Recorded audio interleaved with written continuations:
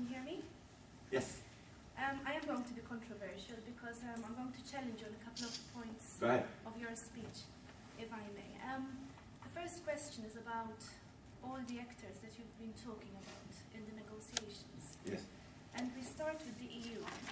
You say that you have accepted the European Union as a partner. We have chosen. Yes, as Palestinians. chosen. Now the EU has been discredited quite substantially since the elections in Palestine of 2006, because as you know, they pushed for quite a long time elections in Palestine, but did not accept the result. And as you know, they have imposed 3 conditions on the government of Hamas without any negotiation space for these conditions. And you talk about the EU supporting we, and my question is, when you talk about we, who exactly are you talking about? Because if you're talking about the establishment of a two-state solution, surely what we need is a reconciliation between Fatah and Hamas in particular, and the people of Gaza and the West Bank and East Jerusalem. So that's on the Palestinian front. I'd be very curious to hear your views about the Egyptian mediation here, because there's quite a lot of discussion about the biased role of Egypt vis-à-vis these negotiations. Thirdly, Israel. As you know, Israel today is a very fractured society. You make a point about an undignified nation when you were talking about democracy. And I'm wondering, when you talk about your partners in these negotiations, again, who exactly are you talking about when you talk about Israel? And coming to the key actor in these negotiations, we talk about the United States. Now, as you know, Obama made a very careful speech, I would say quite a choreographed speech in Cairo, to try and embrace the Arab world. But he has really gone back. That's 4. It's the same question, though. But he has really gone back on his firm stance in the beginning, when he instructed Israel to make a clear freeze on settlements, which, as I understand, is a very core issue to your heart as well. But very few days, after that statement, he just basically went a huge step back. So I'm just wondering, I'm just so full of admiration for you that you believe in this two-state solution when the parties to these negotiations are fraught with problems.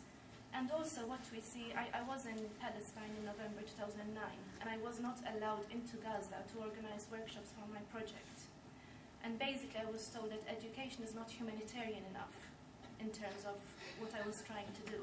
And this has become now seemingly a policy of the Israelis, not to allow UK-based researchers to actually do their work, because we are working with Palestinians.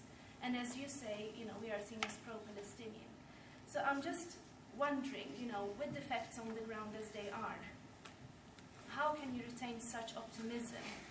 And I'm sorry I'm being pessimistic, but my view on this... Don't be sorry. It's okay, Michelle. I think you like to challenge, and you certainly... There's the 5th point. The last point. My view on this is that the parties to the conflict are not really interested in peace, which comes to your final point.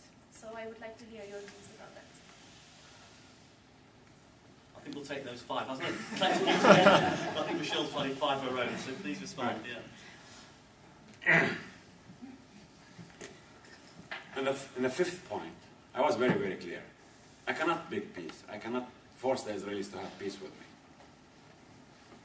And I described my situation and their situation. And unless their matrix of interest will mature to the point where the cost of war and conflict is much higher than the cost of peace and reconciliation, we're not going to have peace. So far, it's not there yet. It's not there. And I don't intend to disappear. As a Palestinian, I'm there. So what will be the definition for the relationship? Because the whole idea of peace here is how you define the relationships.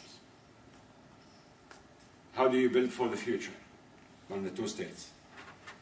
And, as far as the Israeli actions, I said, their siege of Gaza is despicable, actually.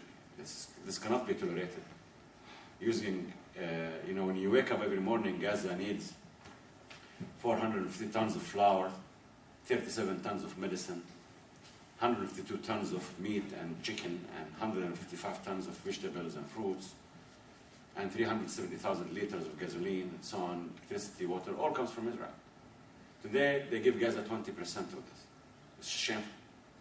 The 1.5 million people there are humans, there. And I really hope that the international community will stand on this, and enough is enough, that all Gaza needs and building materials and humanitarian aid would reach there. And as far as Israel, I don't choose who negotiate on behalf of the Israelis. That's their job. I respect the democratic choice of Israeli. And I want to make peace not with this party or that person in Israel. I want to make peace with all Israelis. And I never bother myself with who the Israelis elect or choose. Because I know international law has provided me with a basic for what peace should be. And I cannot accept anything less than what international law accorded. 2 states, 67, and solutions to refugees and other core issues. Look, Israelis are going through labor pains now, as much as I'm going through labor pains. We're changing. And I don't weigh things in terms of pessimism or optimism.